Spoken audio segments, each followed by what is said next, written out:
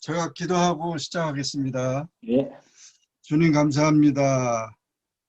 봄이 되었는데 주님의 사랑과 은혜 속에 생명을 통하여 복을 주시는 그 자연의 섭리 가운데 또 우리 모두 다 새 생명으로 거듭나게 하시고 하나님 기뻐하는 주의 종들이 되게 도와주옵소서. 지난 주간은 우리 장두만 목사님 어머님 이렇게 하늘나라 가셔서 또한 우리가 함께 찬양하며 소망 가운데 기도할 수 있게 하셔서 감사합니다. 아멘. 장두만 목사님 더 위로해 주시고 또 하나님의 거룩한 뜻을 아름답게 이루어가는 목사님과 가정과 교회가 되도록 도와주옵소서. 아멘. 우리 목회 연구원을 축복하시고 또 이 말씀을 통하여 저희들이 연합하고 또 말씀 안에서 새롭게 사명을 깨닫는 복된 시간 주신 것을 감사합니다. 오늘도 말씀을 준비해 주시고 전해 주시는 신정기 목사님 함께 해 주시고 우리 모두 다 은혜 받는 귀한 시간 되도록 도와주시고 여러 가지 형편 처지 가운데 있는데 코로나 이기게 하시고 또 가정과 교회가 건강하고 하나님의 사명 잘 감당하는 필라 목회자 모두가 되게 도와주옵소서. 아멘. 예수님의 이름으로 기도하옵나이다. 아멘. 네, 오늘 상담과 인격 개발 주제로 가지고 신청기 목사님께서 말씀해 주시겠습니다. 서론으로 이 상담과 인격 개발입니다. 이번에 한신대 교수 정태기 박사인데요.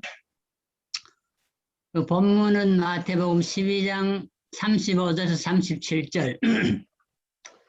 선한 사람은 그 쌓은 선에서 선한 것을 내고 악한 사람은 그 쌓은 악에서 악한 것을 낸다. 이래 돼 있고 내가 너에게 말하노니 사람이 무슨 무익한 말을 하든지 심판날에 이 말로 심판을 받는다. 말로 의롭게 되고 말로 정죄함을 받으리라. 이 말이 있는데 이 본문을 우리가 가만히 보면은 상담이니까 상담도 말이고 설교도 다 말인데 우리가 말을 하고 사는데 말이 얼마나 중요한 걸 성경이 가르쳐주고 있어요.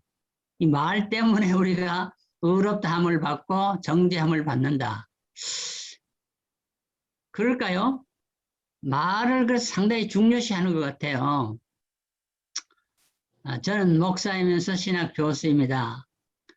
제가 제일 괴로운 때는 내 마음에 영이 식었을 때입니다. 그러나 목사이기 때문에 영이 식어도 설교를 해야만 합니다. 그러나 그런 후에는 꼭 몸살을 앓습니다. 여러분 항상 이게 영이 뜨거워요? 만약에 그렇지 않으면 설교를 하고 나서 몸살을 한다는데 여러분 몸살 하는 것 같아요? 저는 이 본문을 이렇게 보면서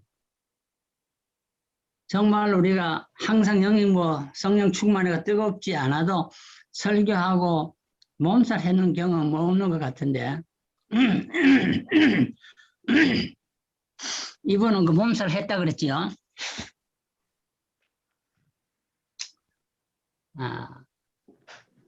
상당히 거기에 이제 민감한 것 같아요. 목사가 가장 불쌍한 때는 그 마음의 영혼에 불길이 식은 때라. 그러니까 항상 몸살을 해야 되니까 이게 문제겠죠. 저는 그래서 이것을 피하기 위해서 기도원도 여러 번 안 가본 데가 없이 가봤고 그래서 해결이 안 돼. 기도원이 해결이 안 되는가 봐요. 장두만 목사님 기도원 하면 해결돼요? 근데 이 사람은 기도원 가서 해결 안 된다 그런데 결국은 기도해가 해결된다 또 결론은 그렇게 나오더라고. 그래서 미국에까지 알린 소록도에도 갔다. 여러분 소록도 가봤어요? 전에 가볼 이제 기회가 있었는데 신학부 3학년 때 우리 팀들이 7명이 짜가지고 거기 7교회가 있는데 한 편만 준비하면은 2달 동안 돌아가면서 7교회를 다 하는 거예요. 한 편만. 매주 이제 설교를 바꿔가지고 사람이 바뀌는 그래서 가자는데 저는 하도 그때 안동에 그 나환자 초원이 있는데 제가 살던 안동에 거기 크리스마스 때 늘 가보면서 성탄 그 새벽송 하면 가보면서 나는 거기 가서 사는 게 너무너무 싫더라고, 거기. 새벽 성하고 오는 건 있어, 오케이인데.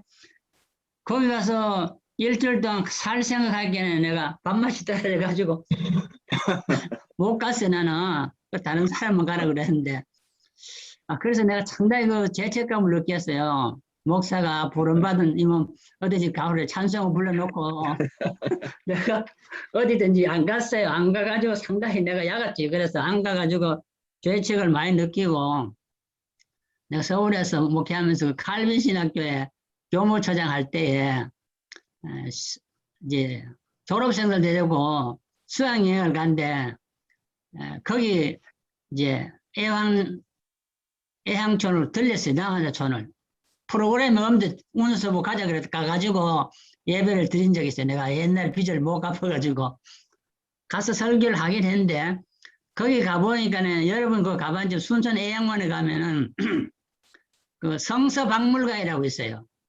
소록도 아니고 이거는 순천인데 그것도 소록도 비슷한 데인데 안동도 그 비슷한 데가 있고 그런데 그 성서박물관에 나는 처음에 이렇게 가가지고 성경이 많이 있는 줄 알고 들어갔어요. 하나도 성경 하나도 없어. 들어다보니 사람만 한 10명이 앉아있어. 교회당 마룻바닥에. 그 성서박물관 만약에 맞대. 그런데 왜 여기 성서박물관 성서 하나도 없냐니까 이게 우리가 성서래다. 그 사람들은 소경인데 막 손발이 다 찌그러지고 그런 나 환자들이잖아요. 그런데 성경을 다 외운 사람만 그 박물관에 들어오는 거예요. 그래서 나는 성경 찾아가지고 읽어야 되고 그 사람들은 머리를 다 외우는 거예요. 그래, 야, 이건 나 목사인데서는 뭐 해가지고 여기서 색을 펴 읽는데 이 사람은 다 외우고 앉아서 이거 어떡하냐. 내가 상당히 또 그 쇼크를 받았어. 또 가가지고. 아직 그런 데가 있습니다. 그 소록도는 보면 2,700, 2,800명이 살고 동네마다 교회를 지는데 거기 교회가 7개가 있어요. 여기 8, 9개 있던 낮에 더 생긴지 모르겠어요. 밤낮으로 예배를 2번씩 보고 그 중앙교회 제일 먼저 세운 교회인데 매일 그 예배들 700명 정도 모이는데 노동이 불가능한 신체 참 불구자 비슷한 나 환자가 참 우리는 문둥이라 그래가지고 요새는 나 환자란 말도 안 쓰고 문둥이란 말도 안 쓰고 뭐 진센병인가 뭐 그러잖아요. 한센병인가 뭐 그러는데 성경에는 아직도 문둥이라고 다 돼 있지요. 그럼. 예. 그 사람은 문둥이라는 소리를 듣기 싫어하는가 봐요.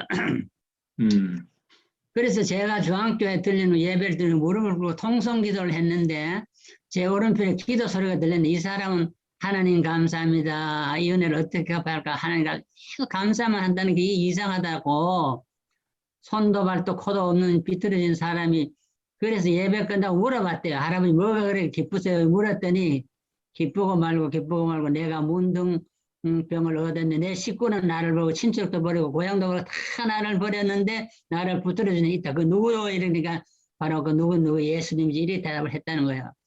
그래서 나환자촌에 가보면은 예수 안 믿으면 그 소망이 없습니다. 그 사람들은. 나환자촌에서 계란이 많이 나와요.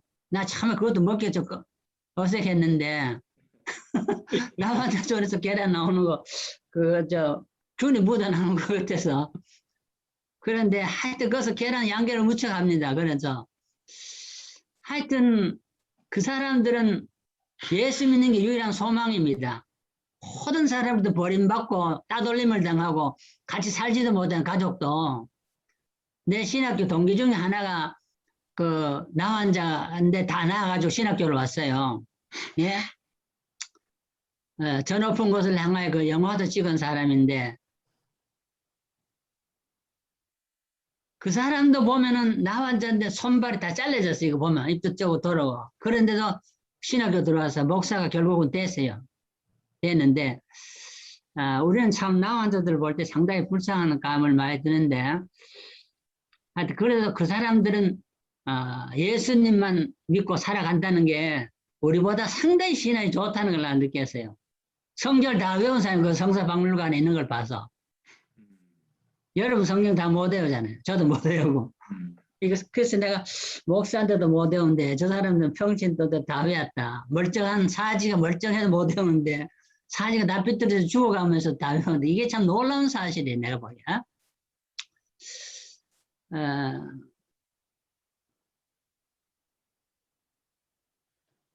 요게 건강한 인격.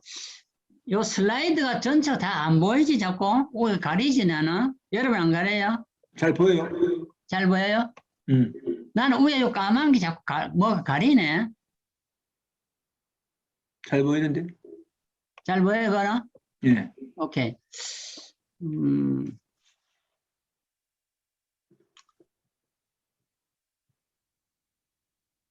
내가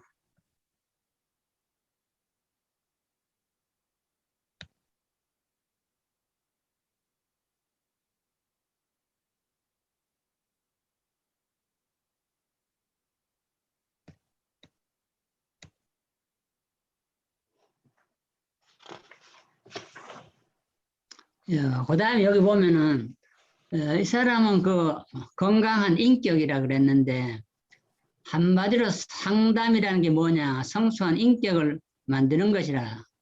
상담해가지고 성숙한 인격이 될는지 내가 잘 모르는데 이 사람 하여튼 상담의 목적은 성숙한 인격을 만드는 것이라 그랬어요. 상처받은 그런 인격, 파괴된 인격을 건강한 인격으로 만들어내는 작업이 상담이라는 거예요. 이 사람은. 성숙한 인격이란 결론적으로 영혼이 건강한 사람을 말한다.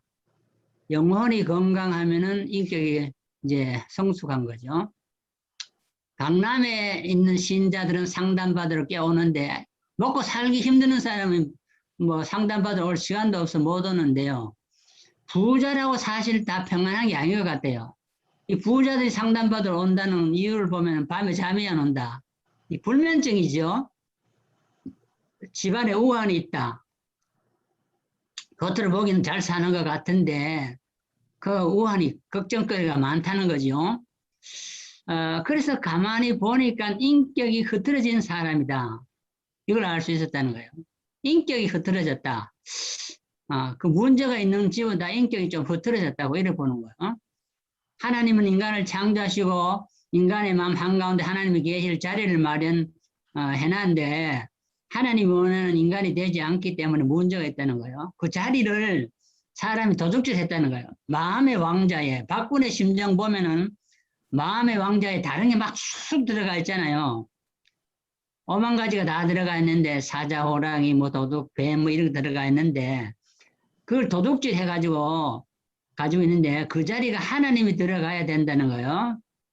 그래서 마음의 동료를 갖고 있어서 육체의 동료를 갖는다.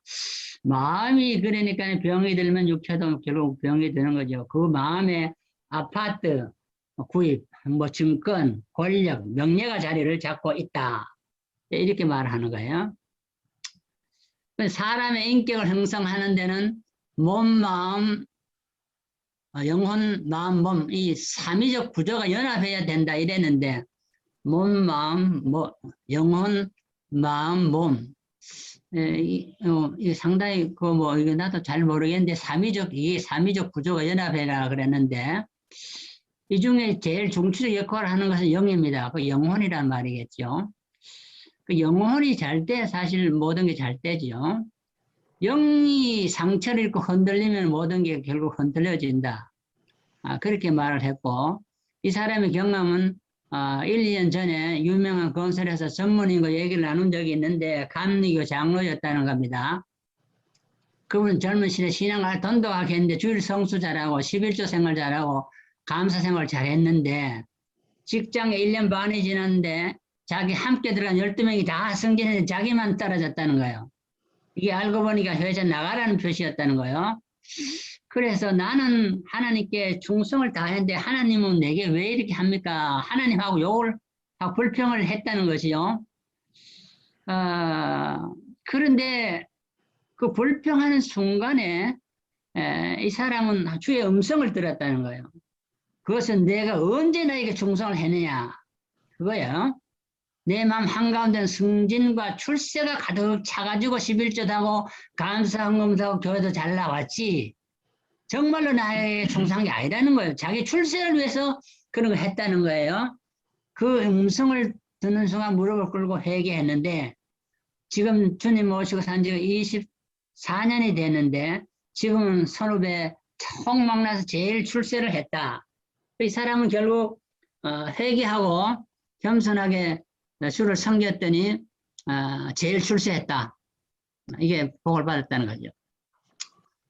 그래서 인간에게는 가능성이라는 게 있는데 이 가능성을 제대로 발휘하려면은 자기 마음의 왕자의 자리 하나님을 앉혀야 된다는 거예요. 하나님 자리에 다른 것을 채워놓으면은 가능성이 발휘되지 않는다는 거예요. 인간에게는 영의 눈과 육신의 눈이 있다. 두 눈이 있는데 성경에도 그렇게 말했죠. 본다고 하는 사람이 보지 못한다. 그 영의 눈을 못 보는 거죠. 그런데 초월적인 능력, 목회적인 어떤 사건을 만드는 영의 눈을 떠야 된다. 마음에 하나님을 모실 때만이 영의 눈이 떼어진다는 거예요. 그 기능을 발휘할 수 있고 가능성을 발휘할 수 있다는 거예요. 그래서 인간의 최대 관심이 무엇이냐? 사람은 목적이 병들면 인격이나 다른 모든 것이 파괴된다. 궁극적인 목적은 하나님이 되어야 되고 제2차 목적이 권력, 명예, 사업이 되어야 된다. 궁극적인 목적. 그래서 제가 고등학교 다닐 때는 미션 스쿨을 다녔는데 그 교훈이 뭐냐면 God first입니다. 먼저 하나님 그게. 그 다음에 인격의 변화를 우리가 생각해야 되는데 인격의 변화에서 우리에게 생명의 언어가 필요하다. 인격을 변화하는데 생명의 언어. 이 생명의 언어와 사망의 언어가 있다. 언어도.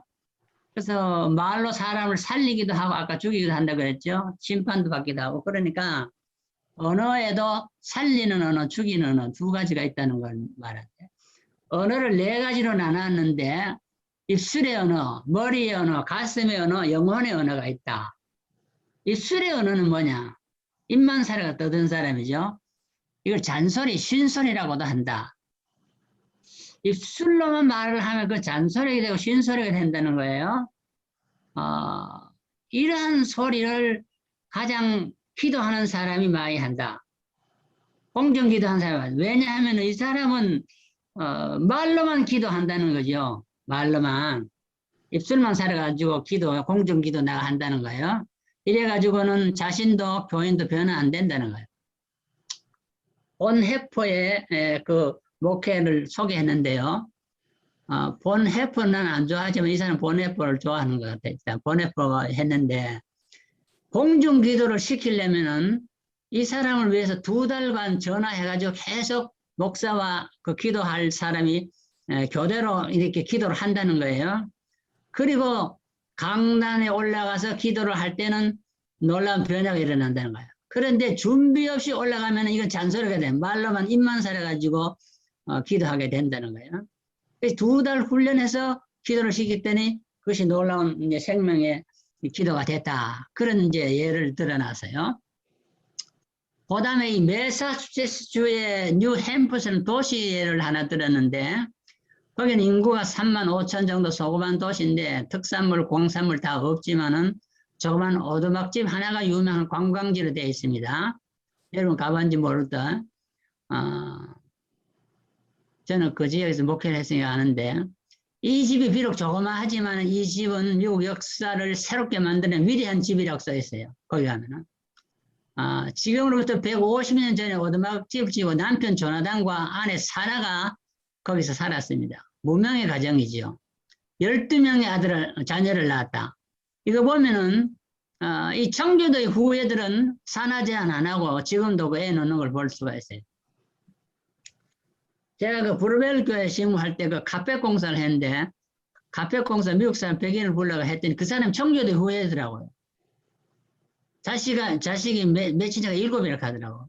그 산하 제한 안 하니까 우리는 안 한다. 왜 안 하냐? 우리는 청교도 후예들에게 산하 제한 안 하니까 하더라고. 그 산하 제한은 안 하는 게 성경적이에요. 생존과 번성하라 그랬으니까. 이 사람도 12명의 자녀를 낳았는데 4, 5대가 흘러내리던 그 집에서 태어난 자손들 중에 부통령이 1명, 13명의 대학 총장, 3명의 주지사, 3명의 시장, 100명의 변호사, 33명의 판사, 66명의 교수, 80명의 차관급 공무원이 나왔다.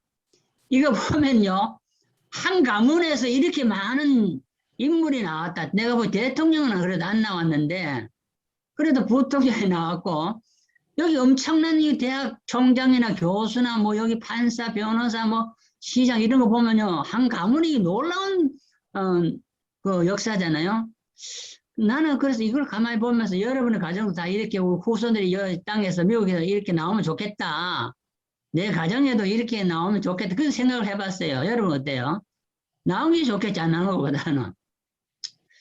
그런데 이 조나단과 그 사라의 이 가정에 어떻게 이렇게 되냐. 석사 논문까지 여기서 나왔는데 이 가정을 연구해가지고 훌륭한 인격, 생명력이 있는 성숙한 인격을 만들어주는 가정교육이 잘 되어서 결국은 이렇게 유명한 인재들이 나왔다. 그래서 우리 자녀 교육은 학교에 다 맡기는 것이 아니고 부모들이 그 인격 교육, 신앙 교육을 잘 해야 된다. 그러면은 하나님의 축복으로 틀림없이 유명한 인물이 나오게 될 것이라. 우리는 이 조나단의 이 가정을 통해서도 알 수가 있습니다. 그래서 저는 여러분 시간 있어 한번 그거 가보고 뭐 가봐야 별 것도 없지만은 하여튼 외모가 거창한 웅장 같은 궁궐에서 먹는 인물이 나오는 게 아니고 다 쓰러져간 조그마한 오두막집에서 형편없는 가정에서 믿음으로 이렇게 살았던 이런 인물이 나왔다. 여기에 우리는 힌트를 잡고 우리는 소망을 가져야 되겠다. 그거죠. 아까 4가지 언어가 있다고 했는데 첫째 입술의 언어인데요. 입술의 언어는 아까 얘기했고 두 번째는 머리의 언어가 있다. 머리 언어. 머리의 언어는 머리로 하는 언어로 인격에 아무 영향을 주지 못한다. 이 지식으로 하는 거죠. 설교할 때 구약이나 신약의 지식, 조직신학, 칼바르트, 포스텔리를 전해주려고 하고 이거 헛거라는 거예요. 이 사람이 기장적이니까 상당히 한신의 기장적인데 이런 걸 많이 해봤는 거죠. 자기는 설교 시간에 그러니까 칼바르트 소개하고 포스텔리스하고 뭐 딱 불도만 다 했겠죠. 그거 다 헛거라는 게 소용이 없다는 거죠. 그래서 교인들의 인격에 불을 붙이는 가슴에 대고 얘기를 해야 돼. 가슴에. 마음에 와닿는 말을 해야 되지. 이게 머리로만 하는 설교를 해서는 안 된다는 거예요. 그래서 3번째 언어가 뭐냐면 가슴의 언어입니다. 가슴의 언어는 공감의 언어, 느낌의 언어라는 거야. 하면서 설교하면서 교인과 이 목사 같이 공감을 느끼는 그 말에 대해서 같이 느끼는 거예요. 뜻을. 그래서 공감을 느낄 때 비로소 이게 생명의 언어가 된다. 생명의 언어. 사람을 살리는 것이 된다는 것이죠. 마지막 언어는 뭐냐면 4번째 영혼의 언어입니다. 영혼의 언어. 이것은 목사님의 입을 통해서가 아니라 인상을 통해서 나간다. 인상. 사람은 영혼과 영혼이 의사 전달을 할 수 있는 존재다. 영적으로 우리는 서로 통할 수 있는 것인데 여기에 내가 하나 캐셔야 되는 인상이라. 인상을 더 인상이 뭔지 인상을 우리가 잘 생각해야 되는데 사람에 나타나는 그 모습이지. 일단 나타나는 풍기는 모습이 영혼이 건강하면 좋은 인상이 나타나고 영혼이 병들었으면은 그 인상 보면은 항상 찌그러진다는 그 얘기죠. 표정, 영의 소리, 영의 소리 이걸 보는데 영의 소리를 듣고 얘기할 수 있는 것은 표정에서 나온다는 표정. 목사의 영혼이 언어로 말할 때 교회는 비로소 변화가 일어난다.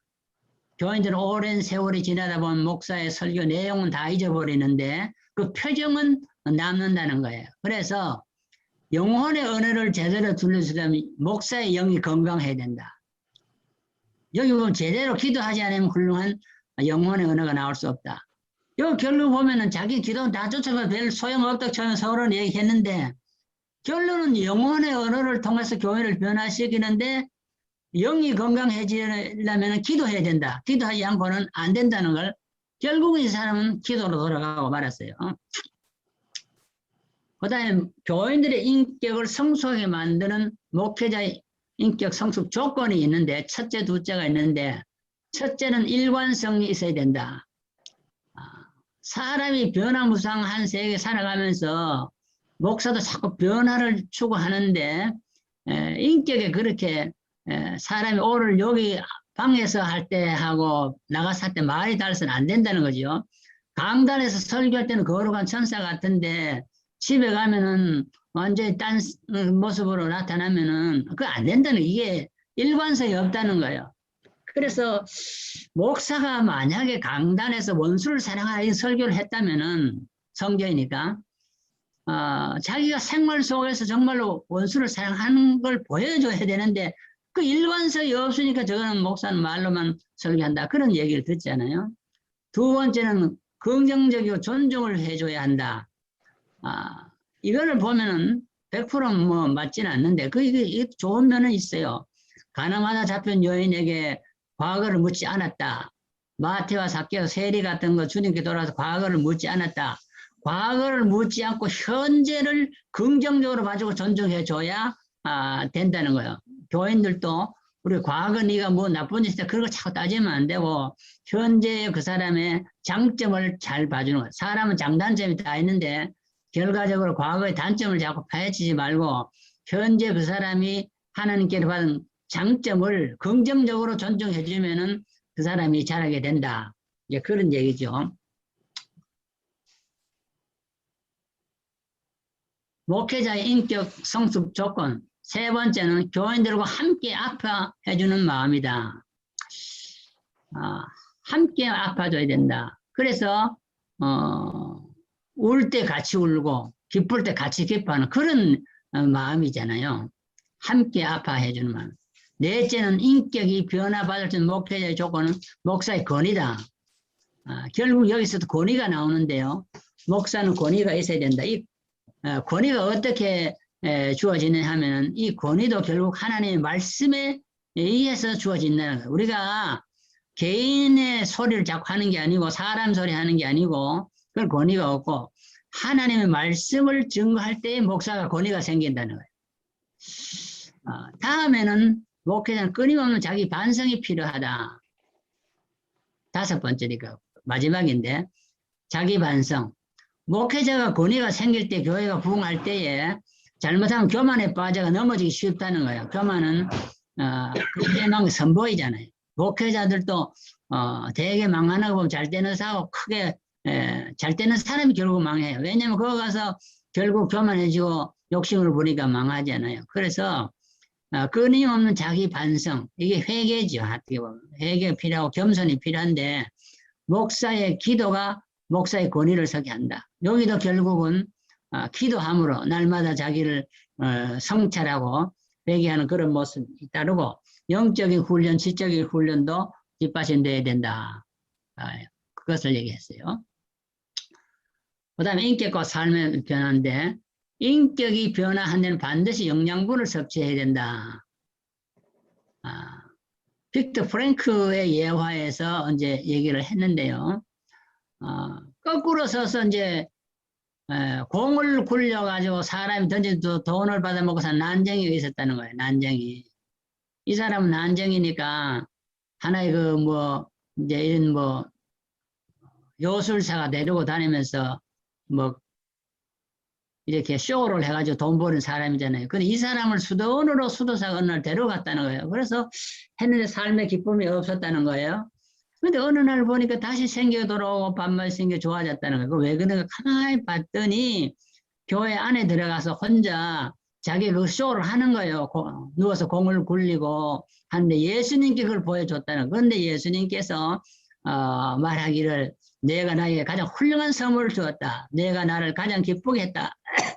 하는 그런 음성을 들었는데 그때부터 이 난쟁이가 수도원에서 활기를 찾고 입맛을 찾고 새로운 삶의 의의를 찾게 됐다는 그런 얘기를 듣는다. 그래서 자기의 특기를 잘 하나님께 바치는 게 중요하죠. 그 다음에 말씀과 신앙의 관계인데 사람에게 궁극적인 의미를 주지 않는 병들도록 되어 있다. 궁극적인 의미, 궁극적인 목적, 궁극적인 의미는 말씀과 신앙이라고 그랬어요. 말씀과 신앙이 결국 궁극적인 의미인데, 궁극적인 의미를 받는 것은 주님을 모시니 주님의 법도를 따라가는 것이라 그것이죠. 젊은 시절에는 학벌, 명예, 권력, 돈을 위해서 에너지를 다 충족하는데 사람이 40대를 넘어가면은 이 40이 하나의 고개예요. 내리막이지 40대부터는. 인간이 7, 80년대 40이면 딱 이제 그 중간 그 제일 높은 데 고지를 점령했잖아요. 그 다음부터는 뭐냐? 에너지 사용 방향이 달라져야 된다는 거예요. 달라진다. 점점 자기 자신의 영적 자리를 지금 돌아와야 된다는 거예요. 아직도 지식이나 학벌, 명예, 권력, 돈 이런 것 때문에 살아가면 안 된다는 거예요. 그래서 40대가 넘었는데도 아직도 여자나 돈이나 뭐 이런 데 권력에 마음이 빼앗기면은 그건 안 된다는 거예요. 그러다가는 너무 많이 흔들면 50대가 못해 죽고 만다. 빨리 죽는다는 거예요. 그래서 우리 40대 사망률이 세계에서 가장 많은 나라가 한국이라 그랬어요. 젊은 사람들이 자살을 많이 한다고 그랬는데 한국이 자살 일국이 세계 1등이라고 그랬는데 왜 그럴까? 끝까지 이게 이런 거 세상 것에 이렇게 중독이 돼가지고 그걸 욕구하다가 안 되니까 결국은 자기 만족이 안 되니까 죽는 건데요. 안 믿는 사람이 믿는 상관없이 인인병이 되면 참 이거는 힘든 치유를 받아야 돼. 반드시 치유하지 않으면 이거 자살길로 걸어가는데 우리는 마음을 40대 이후로는 세상 것으로부터 영적으로 바꿔야 한다. 그걸 이제 설명했고요. 그 다음에 생애는 세 가지 의미가 있는데 첫째는 사랑의 의미, 둘째는 노동의 의미, 셋째는 고통의 의미를 발견해야 된다. 이 세 가지. 사랑이 중요한 누구나 다 믿음, 소망, 사랑. 그중 제일은 사랑이라고 그래요. 사랑이 중요하고 또 사람이 일하지 않고 먹고 놀고도 뭐 사람이 있는데 요새는 가만히 뭐 누워 있으면은 무노동이 뭐 상팔자라고 그러잖아요. 가만히 있으면 다 뭐 웰페어주고 다 하니까 이래 되면 사람들이 이게 죽는 거지 이게.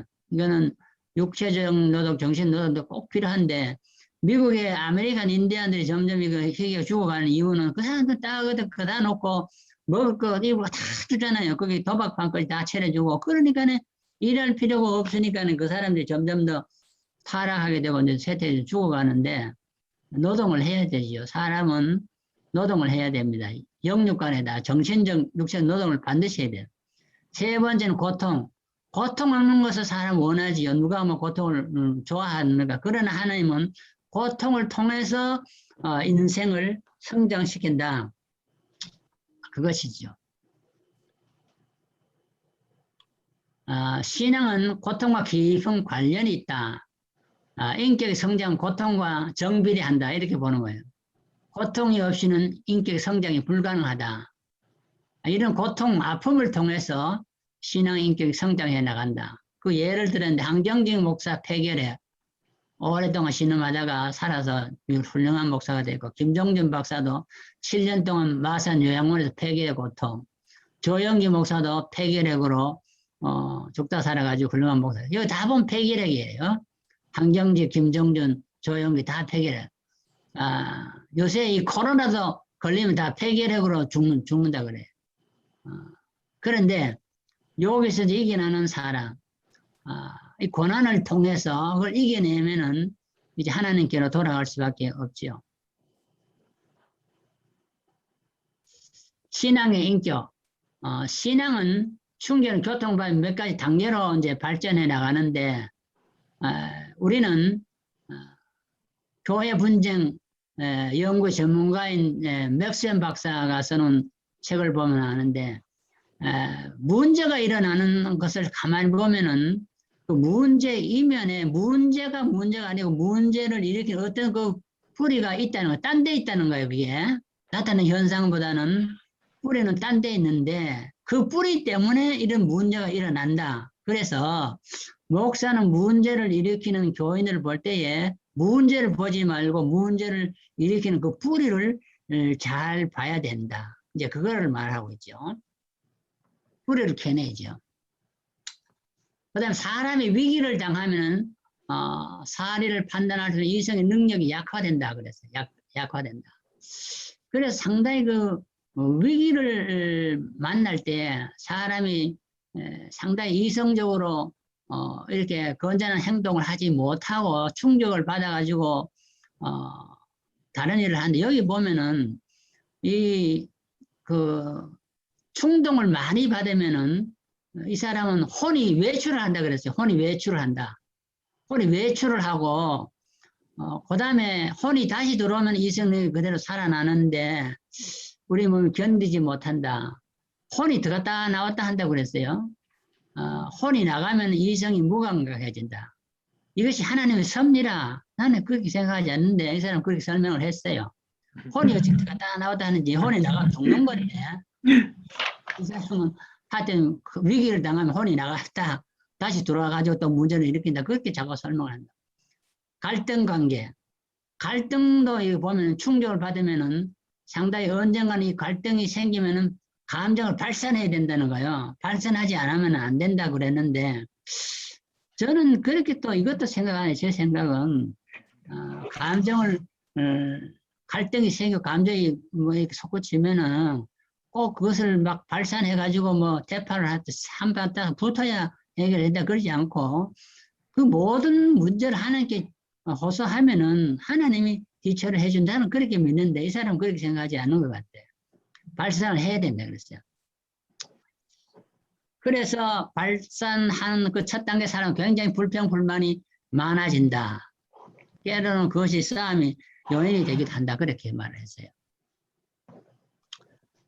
감정의 발산. 여기도 보면은 위기는 두 가지로 분류된다. 하나는 단계적 위기, 하나는 우발적 위기예요. 단계적으로 차차차차 이렇게 해서 이제 어떤 위기가 올 때도 있고요. 하나는 평안하게 잘 살다가 갑자기 무슨 문제가 일어나요.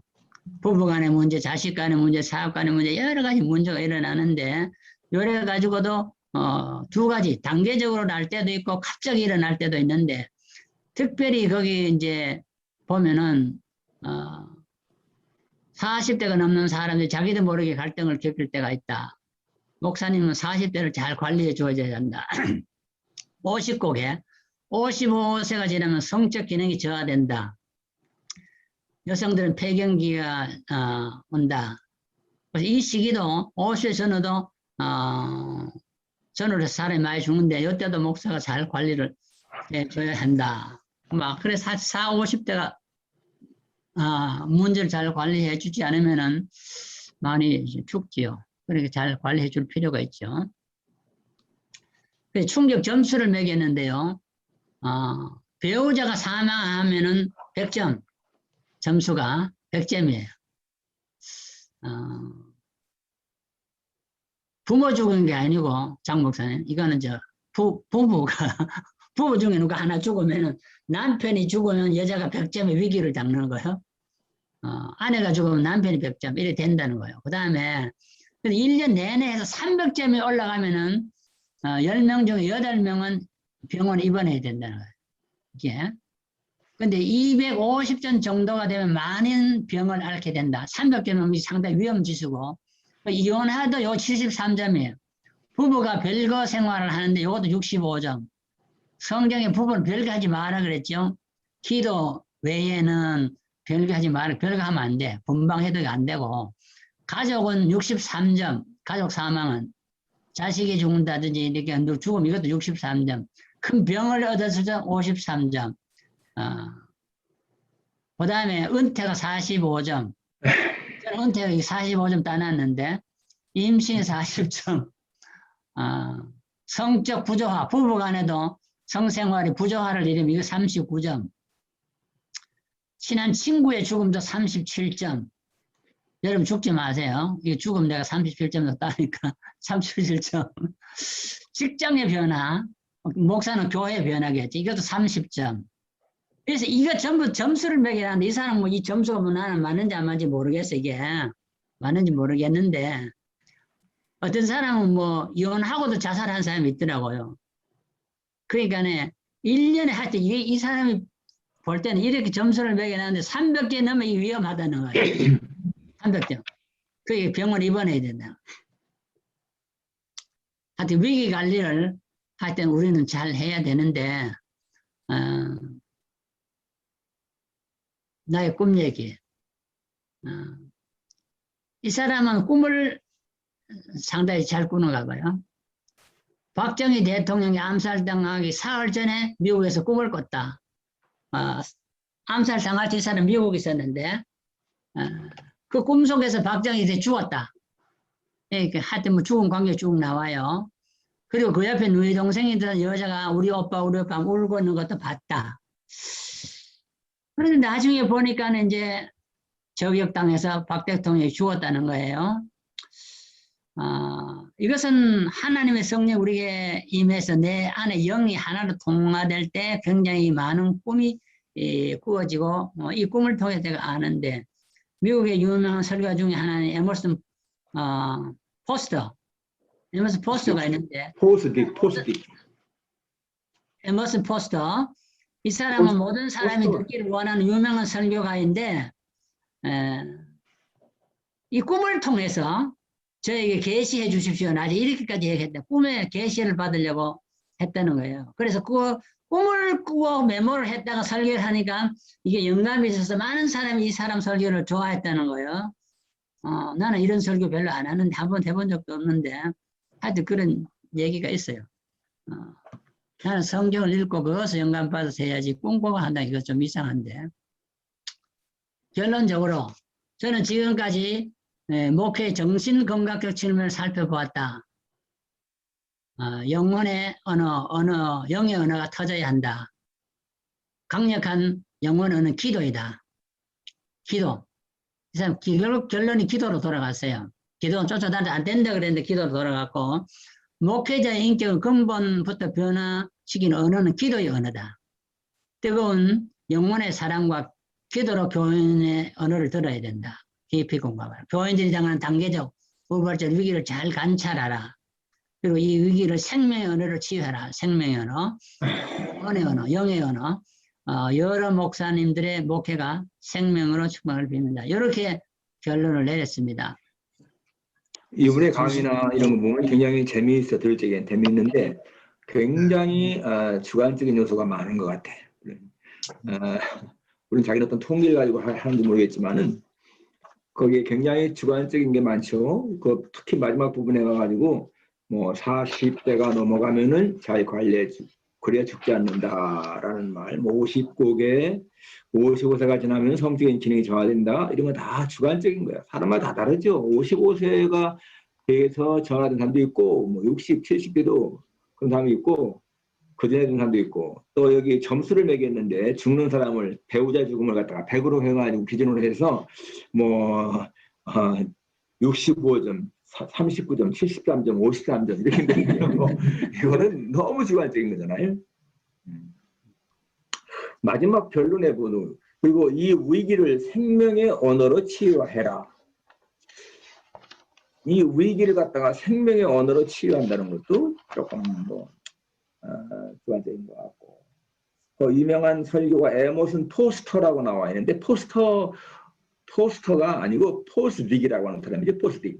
이게 이 사람이 1920년대 뭡니까 저기 PCUSA 그때 이제 막 이렇게 웨스트민스터가 막 갈라지고 막 그럴 때 1924년경인가 그때 아마 총회장을 지냈고 하여튼 그런 사람이었는데 굉장히 자유주의 신학자였지만은 설교는 사람들이 굉장히 좋아했다는 그거는 사실입니다. 근데 포스터가 아니고 이름이 포스트입니다.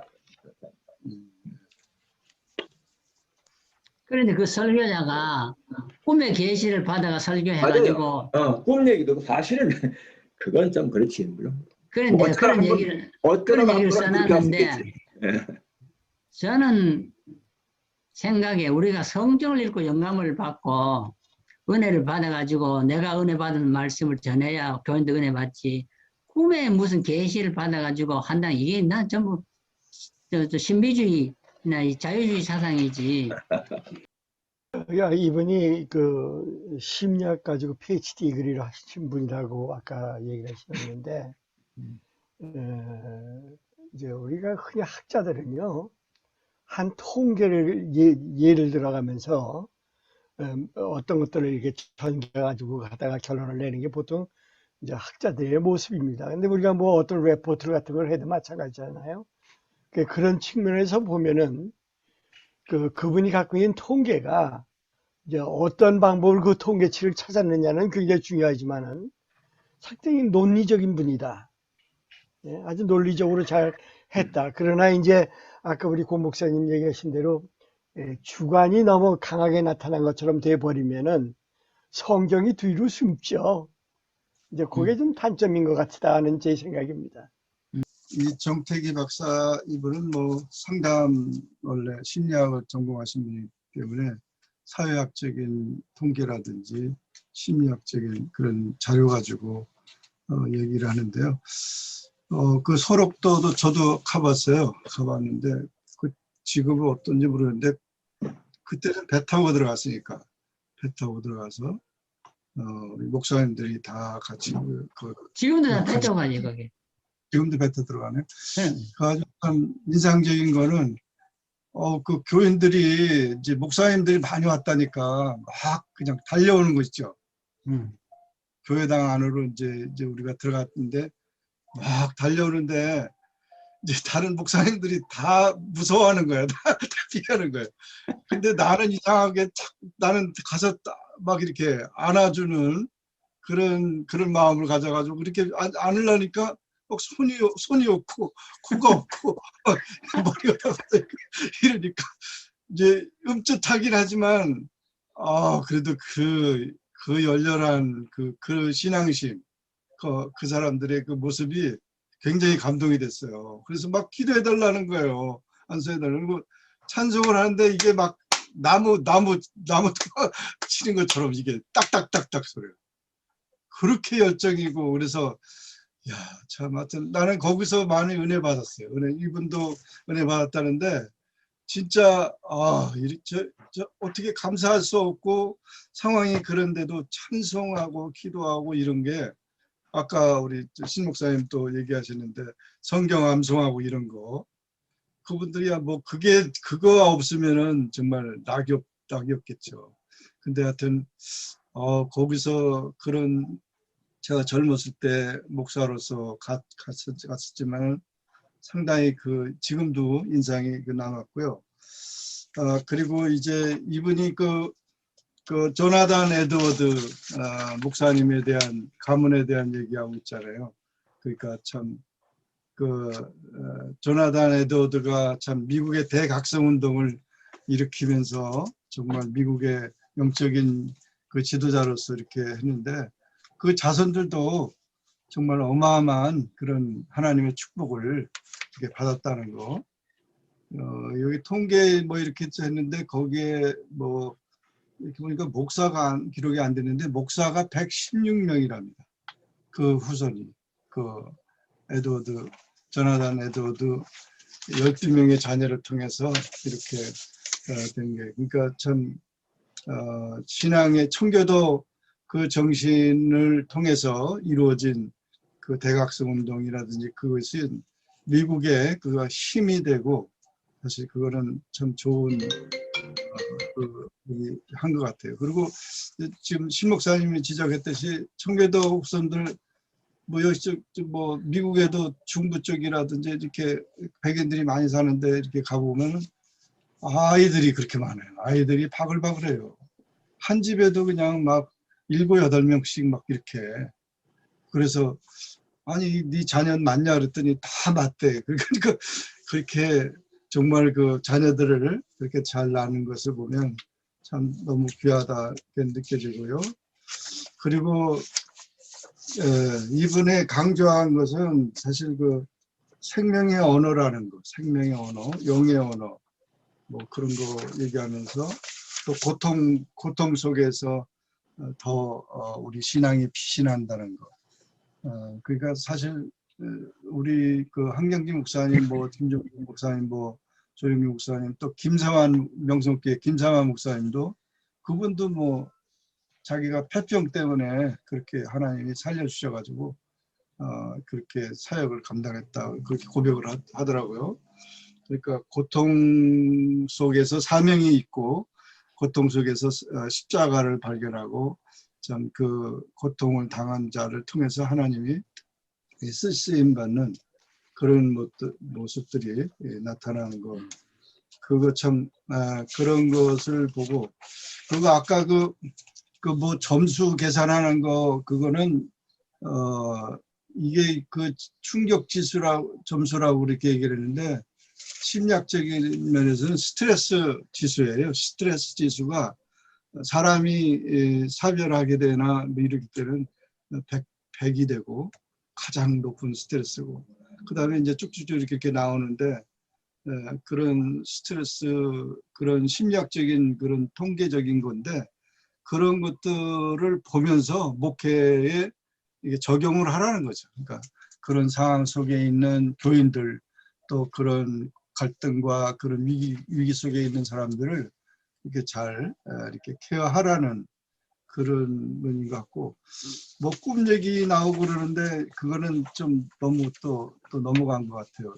아까도 그 얘기하셨지만 그 만민중앙교회 2단인데 이재록 목사라고, 우리 성결교라고 그러는데 우리 성결교 우리 기성은 아니고 예성이었다 거기서도 나가서 자기들 교단을 만들었는데, 이재록 목사는 그 꿈을 그 뭐 여전사 누구 통해서 이렇게 계시를 받아가지고 그 설교를 준비하고 뭐 이런 신비적인 것들로 가는데, 그 구약의 꿈을 통해서도 그렇게 역사하고, 뭐 하나님의 섭리는 꿈을 가지고도 이렇게 하지만 너무 그런 것들을 이제 우리가 이렇게 주관적으로 사용하게 되면은 아주 위험하다. 예를 들면 뭐 천국에 갔다 왔다는 얘기, 그런 사람들이 얘기를 많이 했잖아요. 그러니까 뭐 빌딩이 어떻고 뭐 어떻다고 이 얘기를 막 하면 성경 외에 그런 얘기들을 많이 늘어놓으면 천국에 대한 확신은 있는지 모르지만 그 성서적인 면에서 상당히 문제가 있지 않나, 이제 그렇게 지적하고 싶고요. 그래서 우리가 이번에 그 뭐 심리학적인 그런 것들을 우리가 이렇게 보면서도 하여튼 말씀 안에서 잘 이렇게 성도들을 돌보는 일이 중요하다. 저는 그렇게 느꼈습니다. 네. 거기 아까 그 이 사람 정태기 박사 그 심리학 전공이기 때문에 그 영의 언어라는 거, 영혼을 이걸 말했는데 영혼, 이거 사람이잖아요. 그렇죠? 성령의 언어가 아니잖아. 그렇게 주관적일 수밖에 없는데, 심리학을 전공하면은 심리학을 전공하면 전부 자유주의가 됩니다. 인본주의가 되고. 영의 언어나 영혼의 언어나 이게 사람을 사는데 그게 아니고 하나님의 말씀이 사람을 살리지, 내 영의 언어가 뭐가 있어요? 내 영이 무슨 언어가 있냐고. 하나님의 말씀을 내 영이 받아서 전해야 그게 사람을 살리지. 내 영의 언어가 어디, 영혼의 언어가 어디. 이게 심리학은 전부가 주관적인 인본주의로 떨어집니다. 그래서 네. 나는 이 정태기 박사 쭉 얘기를 들으면서 영의 언어, 영혼의 언어, 이게 생명의 언어다. 그게 아니고 생명의 언어는 하나님의 말씀입니다. 그걸 우리가 확실히 못을 박아야지. 심리학을 따라가면 전부 자유주의가 된다. 그걸 확실히 여러분 깨달아야 돼요. 예. 저는 그 마태복음 12장인가요? 11장인가요? 그 말씀을 제가 잠깐 보았는데요. 12장. 말씀을 우리가 조금 더 연구를 해야 될 필요가 있지 않나 하는 생각을 하고요. 우리가 말씀을 해석을 잘못하기 때문에 우리가 잘못된 길을 간다고 저는 생각하거든요. 그래서 그런 부분을 우리가 너무 이렇게 쉽게 본문은 건드리지 않고 다른 얘기만 이렇게 쭉 하셨는데 그런 게 아닌가 하는 생각이 들고요. 그 말씀은 정말로 저에게는 중요한 것이 요한복음 11장, 12장인데도 보면 주님이 그런 말씀하시거든요. 말씀이 너를 심판할 것이다 하고. 이게 우리에게 중요할 수밖에 없는 것은 원래 하나님이 인간을 창조하셨을 때 말씀을 줬고 그 말씀을 떠난 것이 원죄가 되고 그 말씀을 다시 회복하는 길로 오신 분이 그리스도 예수시거든요. 그러니까 우리가 그 말씀 속에 얼마나 충실하게 들어가고 그 말씀을 내 속에 정말로 쌓느냐 하는 이런 부분들을 말씀하신 게 아닌가 하는 저는 그렇게 봅니다. 마태복음 12장을요. 우리의 말이라는 건 사실 아까 신 목사님 지적하셨듯이 아무 의미가 없는 거죠. 우리 인격은 마귀에게 잡힌 상태고 거기서 우리를 건져내시려고 그리스도 예수께서 오셔서 십자가 달려 돌아가시고 부활하셔서 우리 가운데 오셨는데 우리의 언어가 무슨 의미가 있겠습니까? 우리가 말씀 속에 얼마나 깊이 천착해서 그 말씀 속에서 생수의 그 담겨 있는 의미들을 끌어내고 그 의미들을 바르게 증거하고 전달했을 적에 거기 감동이 있고 거기 어떤 변화가 일어나는 것이지 그 외에 인간의 말은 저는 정말로 쓸모없는 거라고 저는 생각합니다. 요즘 제가 초대 교회사를 읽고 있고 그 교부들의 얘기를 이렇게 쭉 보고 있으면서 제가 느끼는 게 한 가지가 있습니다. 뭐냐면 이분들이 말은 화려한데 실제로 이 사람들에게 어떤 그런 능력이 있었을까를 제가 의심합니다. 하나님의 나라는 말에 있지요. 말에 있지 아니하고 능력이 있다고 하셨는데 우리가 하는 거의 모든 일들은 제가 보기에는 말장난이라고 저는 생각이 되고요. 실제로 우리가 그 말씀을 붙들고 기도해서 응답을 받는 그런 능력들이 정말로 우리에게 있는지 우리가 돌아봐야 될 때라고 저는 생각이 됩니다. 오늘 말씀을 들으면서도 정말로 내가 들어야 될 말씀은 하나도 없다고 생각이 들었어요. 그죠? 뭐 박사는 뭘 합니까? 그렇죠? 그리고 뭐 총회장을 했으면 모르겠어요. 우리에게 전달되어지는 것은 도대체 그리스도 예수가 누구냐? 그분이 왜 와서 죽으셨고 나 때문에 왜 부활하셔서 성령으로 지금 역사하시는지 그 부분에 대해서 우리가 정말로 깊이 들어가지 않는다면 그러면 그리스도 예수의 죽음과 제 삶이 무슨 의미가 있겠냐 말입니다. 그런 의미에서 좀 답답했습니다. 들으면서요. 그래서 내가 아까 얘기한 대로 이 사람 심리학을 전공하고 심리학 통계나 심리학적인 언어 분석으로 얘기를 했는데 그건 다 인본주의라고 내가 그랬지. 인본주의. 뭐 지식의 입에 말이든 지식의 말, 머리에 뭐 언어든지 뭐 영어는 그 다 인간의 말이에요. 결과적으로 그거 해가지고는 안 되고 우리는 하나님의 말씀을 전해야 생명의 변화가 일어나는 거지. 자기 영혼의 말 아무리 한들 꿈 얘기 아무리 그게 되나고 그건 아니고 우리는 하나님 말씀을 정확하게 전달하는 것이 중요하다. 나는 읽고 그 생각을 한 거예요. 네, 잘 지적해 주셨어요. 말씀 속에 생명이 있는 거지 사람의 그럼. 말 속에. 네, 그게 다 네 가지 언어가 다 쓸데없는 거예요. 오케이. 오충환 목사님 마지막. 우리가 세상 살아가면서 크리스찬이지만은 말씀 안에 거하고 말씀대로 살아가려고 하고 말씀에 순종해 가지고 하나님 말씀도 전하려고 들고 우리가 전부 그러죠. 그런데 이제 우리가 대상이 세상을 살아가는 사람들이 있기 때문에 우리가 꼭 엑사이즈가 필요해요. 그 엑사이즈가 바로 인간사에서 뭐 뭔가 더 좀 이렇게 업데이트되고 앞서간다는 분들의 자료를 활용해서 내가 딴 사람한테 그리스도를 전달하기도 하고 전하기도 하고 또 그 모습을 나타내 주기도 하는데 이게 살아서 역사하시는 하나님 말씀을 뒷받침하는 게 돼야 되는데 이게 하나님 말씀보다 위에 올라가 있기 때문에 결국은 이게 공감력을 못 갖는 거죠. 설득력이 없는 거예요.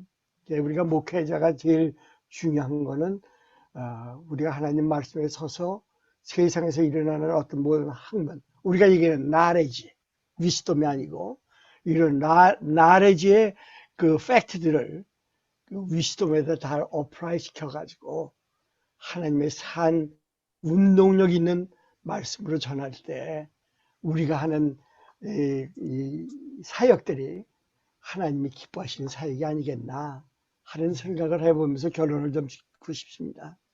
네, 아주 좋은 결론이네요. 네, 감사합니다. 이제 마지막 우리 신창기 목사님 마지막 말씀해 주시고 우리 박진표 목사님 기도해 주시고 마치도록 하죠. 네.